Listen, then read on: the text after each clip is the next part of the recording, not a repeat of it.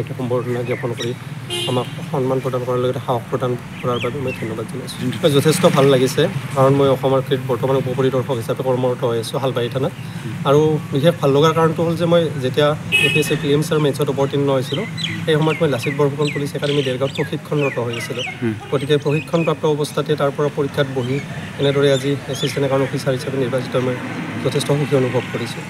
হয়, পোৱা নাছিলে, তাৰ কাৰণে যথেষ্ট কষ্ট কৰা হৈছে। পৰিয়ালৰ কোন? মা, দেউতা, দাদা, দুগৰাকী বাইদেউ আছে।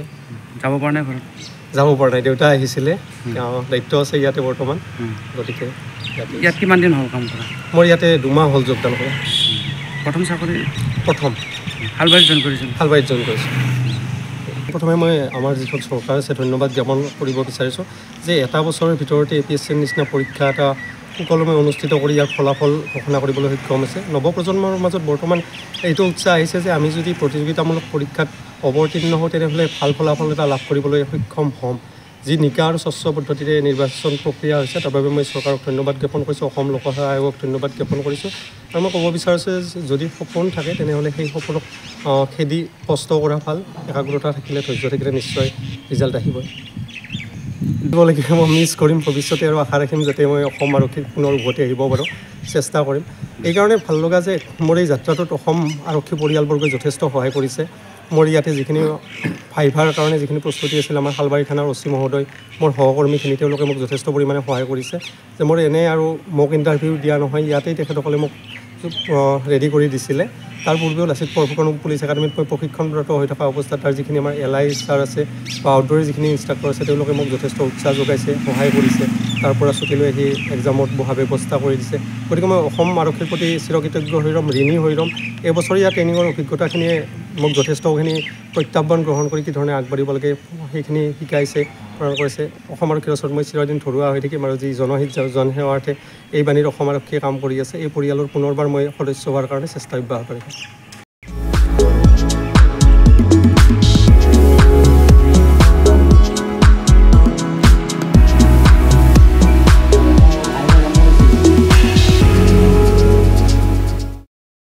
এনেকৈ সম্বৰ্ধনা জ্ঞাপন কৰি আমাক সন্মান প্ৰদান কৰাৰ লগতে সাহস প্ৰদান কৰাৰ বাবে মই ধন্যবাদ জনাইছোঁ। যথেষ্ট ভাল লাগিছে, কাৰণ মই অসম আৰক্ষীত বৰ্তমান উপ পৰিদৰ্শক হিচাপে কৰ্মৰত হৈ আছোঁ হালবাৰী থানাত।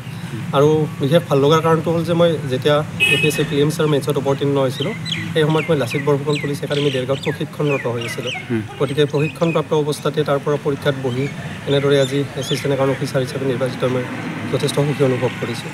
হয়, পোৱা নাছিলে, তাৰ কাৰণে যথেষ্ট কষ্ট কৰা হৈছে। পৰিয়ালৰ কোন? মা, দেউতা, দাদা, দুগৰাকী বাইদেউ আছে। যাব পৰা নাই ঘৰত? যাব পৰা নাই, দেউতা আহিছিলে, দায়িত্ব আছে ইয়াতে বৰ্তমান। গতিকে ইয়াত কিমান দিন হ'ল কাম কৰা? মোৰ ইয়াতে 2 মাহ হ'ল যোগদান কৰা। প্ৰথম চাকৰি? প্ৰথম হালবাৰীত জইন কৰিছিল? হালবাৰীত জইন কৰিছোঁ।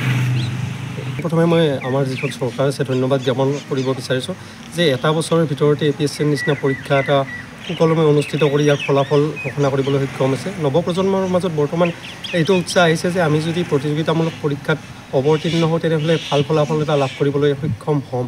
যি নিকা আৰু স্বচ্ছ পদ্ধতিৰে নিৰ্বাচন প্ৰক্ৰিয়া হৈছে তাৰ বাবে মই চৰকাৰক ধন্যবাদ জ্ঞাপন কৰিছোঁ, অসম লোকসেৱা আয়োগক ধন্যবাদ জ্ঞাপন কৰিছোঁ। আৰু মই ক'ব বিচাৰিছোঁ যদি সপোন থাকে তেনেহ'লে সেই সপোনক খেদি কষ্ট কৰা ভাল, একাগ্ৰতা থাকিলে, ধৈৰ্য থাকিলে নিশ্চয় ৰিজাল্ট আহিবই। লাগিব মই মিছ কৰিম ভৱিষ্যতে, আৰু আশা ৰাখিম যাতে মই অসম আৰক্ষীত পুনৰ উভতি আহিব পাৰোঁ, চেষ্টা কৰিম। এইকাৰণে ভাল লগা যে মোৰ এই যাত্ৰাটোত অসম আৰক্ষী পৰিয়ালবৰ্গই যথেষ্ট সহায় কৰিছে। মোৰ ইয়াতে যিখিনি ভাইভাৰ কাৰণে যিখিনি প্ৰস্তুতি আছিল, আমাৰ হালবাৰী থানাৰ OC মহোদয়, মোৰ সহকৰ্মীখিনি, তেওঁলোকে মোক যথেষ্ট পৰিমাণে সহায় কৰিছে যে মোৰ এনেই আৰু মোক ইণ্টাৰভিউ দিয়া নহয়, ইয়াতেই তেখেতসকলে মোক ৰেডি কৰি দিছিলে। তাৰ পূৰ্বেও লাচিত বৰফুকন পুলিচ একাডেমীত মই প্ৰশিক্ষণৰত হৈ থকা অৱস্থাত তাৰ যিখিনি আমাৰ LI ছাৰ আছে বা আউটডোৰৰ যিখিনি ইনষ্ট্ৰাক্টৰ আছে তেওঁলোকে মোক যথেষ্ট উৎসাহ যোগাইছে, সহায় কৰিছে। তাৰ পৰা ছুটি লৈ আহি এক্সামত বহা ব্যৱস্থা কৰি দিছে। গতিকে মই অসম আৰক্ষীৰ প্ৰতি চিৰকৃতজ্ঞ হৈ ৰ'ম, ঋণী হৈ ৰ'ম। এবছৰীয়া ট্ৰেইনিঙৰ অভিজ্ঞতাখিনিয়ে মোক যথেষ্টখিনি প্ৰত্যাহ্বান গ্ৰহণ কৰি কি ধৰণে আগবাঢ়িব লাগে সেইখিনি শিকাইছে, প্ৰদান কৰিছে। অসম আৰক্ষীৰ ওচৰত মই চিৰদিন থলুৱা হৈ থাকিম, আৰু যি জনহিত জনসেৱাৰ্থে এই বাণীৰ অসম আৰক্ষীয়ে কাম কৰি আছে, এই পৰিয়ালৰ পুনৰবাৰ মই সদস্য হোৱাৰ কাৰণে চেষ্টা অব্যাহত ৰাখিম।